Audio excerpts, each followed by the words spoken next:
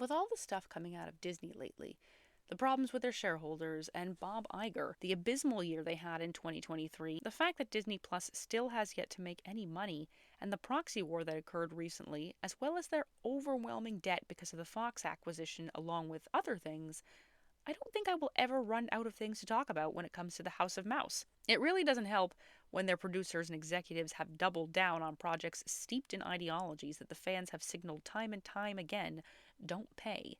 It doesn't help when some of the most popular legacy characters in cinematic history have been reduced to cheap frauds of themselves for twisted and malicious reasons. It also doesn't help that their displays of creative bankruptcy, specifically having to do with their live action projects, are somehow reaching Inception levels.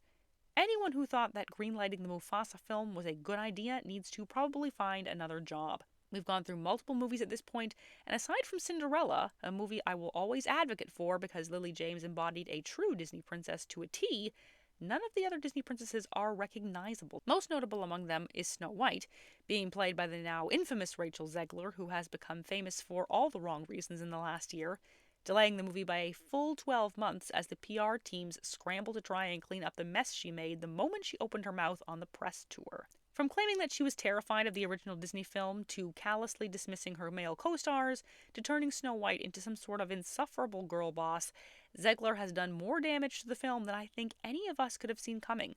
And it's been pretty funny to watch, especially since she dropped off the radar for months following the actress strike in Hollywood, only to turn up with Halle Bailey, where she gushed about the original film like she had never disparaged it in the first place. It's quite obvious that her PR team had her in a chokehold after her press tour and slapped her with enough press training to ensure that she never spoke a word that wasn't first written for her by them.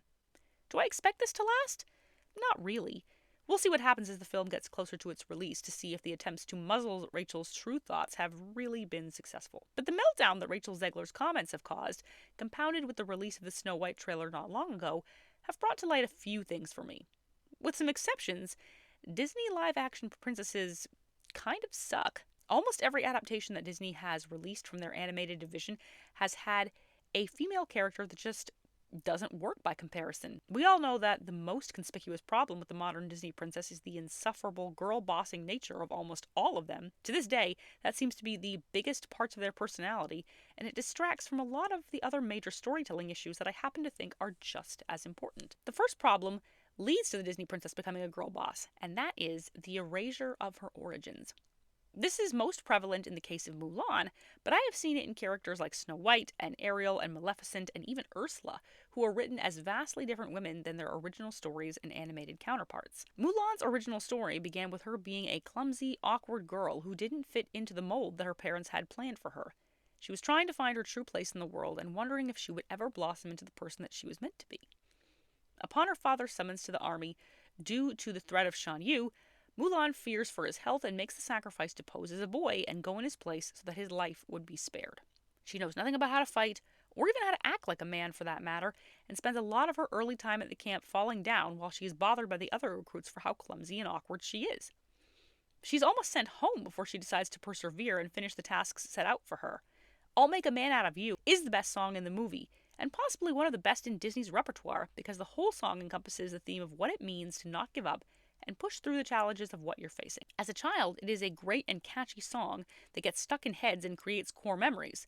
As an adult, it's a reminder that you can overcome any challenge that is placed in front of you so long as you put in the work to do so. The live-action version of Mulan, however, has a distinct feminist bent to it that emphasizes a bland tale about a girl being the same as she was at the beginning of the story all the way through to the end. A girl who has remarkable ability and always did so, fighting against the power of the patriarchy and showing each man who she comes across just how powerful she is. In doing so, they erase Mulan's difficult journey to become a competent soldier and ignore the necessary but important struggles of how she became a woman and daughter that had faced incredible odds, all for the love of her family. It was important for Mulan to struggle and fail at times so she could be someone the audience could cheer on, rather than watch blandly as she Captain Marvels her way through troops left, right, and center. In a similar vein with Snow White, the origins of the character start off with her being a sweet, sometimes naive girl whose beauty and gentleness were the envy of the evil queen, so much so that she tried to have her killed. It's the evident goodness of the character that saves her from being killed by the huntsman. He is moved by her plight and lets her go as a result. She is kind to others and simply wants to live peaceably away from turmoil. Though the movie has yet to air here in North America, Rachel Zegler and her co-stars have strongly alluded to this being a very dated frame of mind and wish to change the character into something a bit more modern. Religion was once said to be the opiate of the masses, but I'm inclined to believe that modernity is the opiate of Hollywood, even though no one else subscribes to this idea out of their very elitist bubble. In light of this necessary modernity, Zegler and company have decided that Snow White does not need to be saved by the prince and instead will be dreaming about becoming a natural leader that her father has told her that she can be, as long as she was fearless, fair, brave, and true. In the last year, I think that all the pundits and critics on YouTube have scoffed and rolled their eyes at her statements, not just because they are so tired and unoriginal and boring, but because this is terribly unrealistic for a lot of people, and a great deal of us do not wish to see 2025 politicians Snow White. Personally, I'm a little tired of seeing the leader trope that so many female characters in the last few years have been written as, because, well, they're all the same. Leadership can be a burden, a very heavy one in a lot of cases, and it's not something that should be treated lightly or cavalierly. It's not something that should be demanded. The original Snow White had absolutely no interest in any of these things, and simply wanted to be kind, which creates a far more compelling character, in my opinion.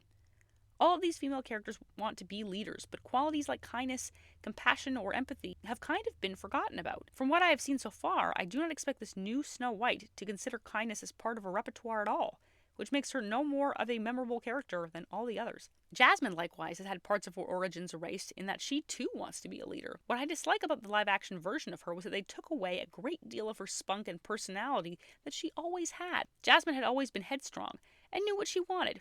She wanted love, but not without connection first. And she had no problems with getting married as long as it was to someone kind and compassionate. It was why she cared for Aladdin so much and went to Jafar to advocate for him. His lack of wealth and power didn't matter to her at all, and she was perfectly willing and ready to love him no matter what. Power didn't really mean all that much to her at all, and she didn't really have any aspirations to become a sultan or a leader after her father.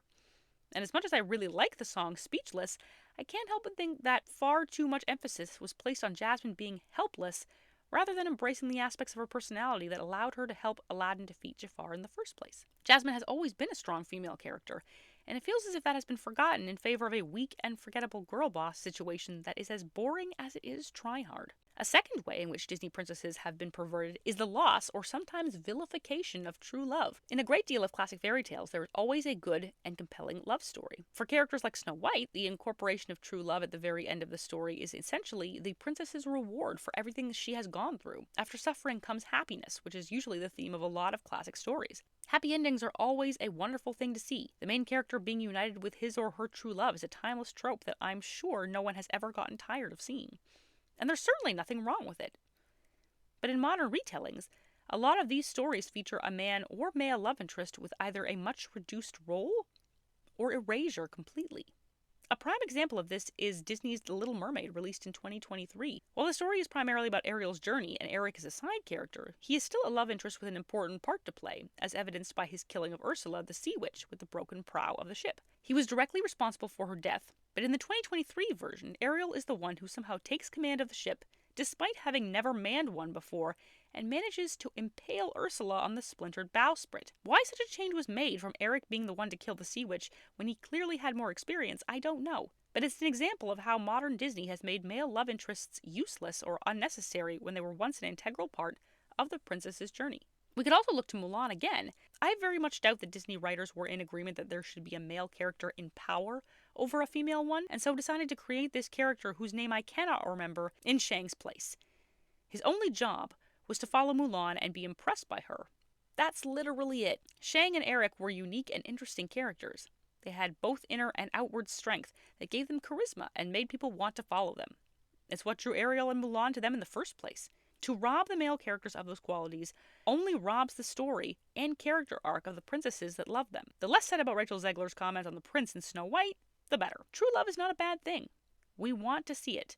Please stop erasing it from classic stories. While there are numerous reasons as to how Disney princesses have been perverted to soulless automatons, a desire for power trumping all other qualities a girl should have, I really don't want to get into power dynamics because that is something that every female character these days seems to be struggling with.